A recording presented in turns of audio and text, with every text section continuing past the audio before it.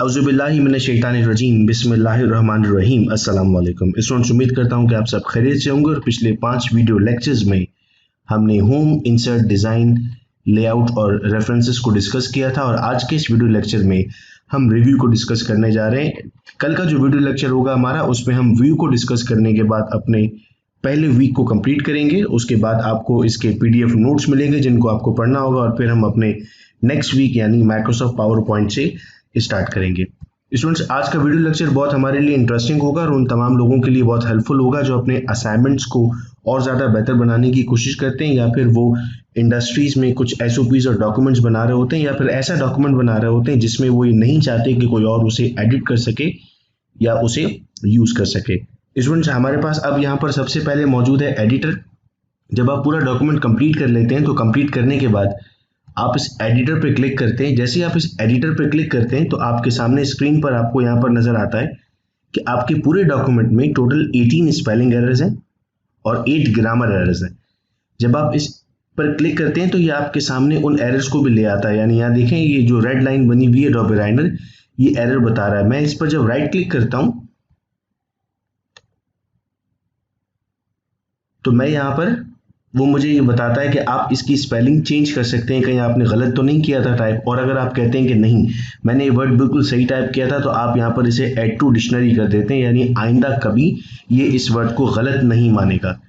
फिर आप दोबारा से अगर इस एडिटर पे क्लिक करते हैं तो अब आपके सामने वो ग्रामर एरर्स भी आपको दिखा रहा है टोटल 8। जैसे यहाँ पर लिखा हुआ फॉर एग्जाम्पल, मैं अगर राइट क्लिक करता हूँ तो एग्जाम्पल के बाद वो कॉमा बता रहा है मुझे। जैसे ही मैंने एग्जाम्पल के बाद कॉमा लगा दिया यहाँ पर, तो हमने देखा कि अब यहाँ से एरर रिमूव हो गया। रेड कलर का एरर हमारे पास आ रहा होता है स्पेलिंग के लिए और ब्लू कलर का एरर आ रहा होता है हमारे पास ग्रामर के लिए। तो पूरा डॉक्यूमेंट जब आप तैयार कर लेते हैं तो बड़ी आसानी के साथ यहाँ पर आप उसे चेंज कर सकते हैं। नेक्स्ट बिट ऑप्शन आपके पास यहाँ पर लिखा हुआ है थिसॉरस।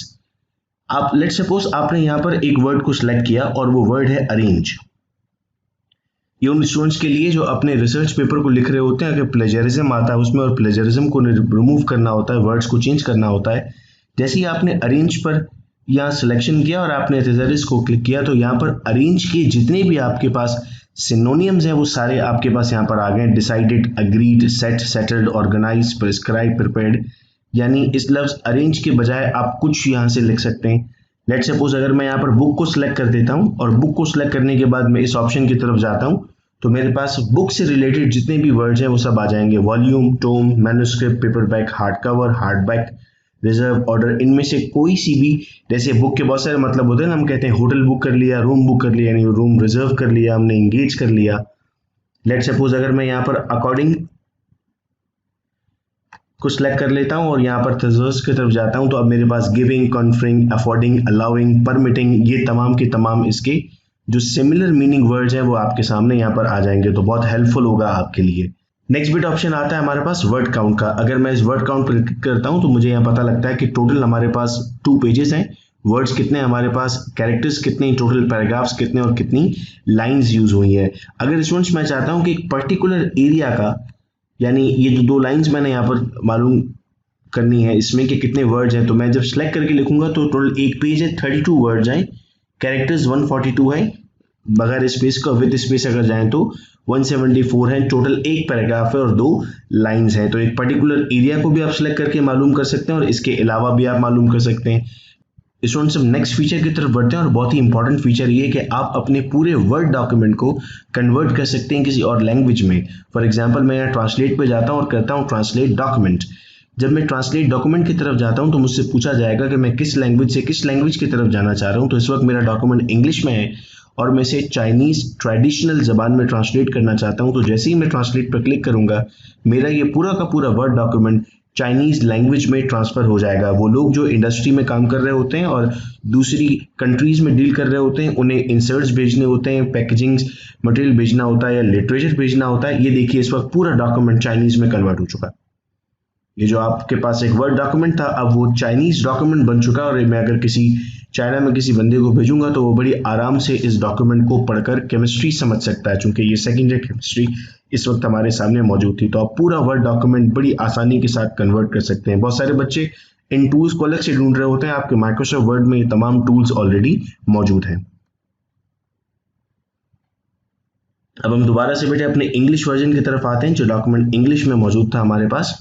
अब इसके बाद बेटे हमने कमेंट्स पढ़े थे जो अपने पास इनिशियल में, अगर वो कमेंट्स आपके पास मौजूद होंगे तो यहाँ से आप उनको देख भी सकते हैं और ट्रैक चेंजेस कर सकते हैं यहाँ से आप अपने पास।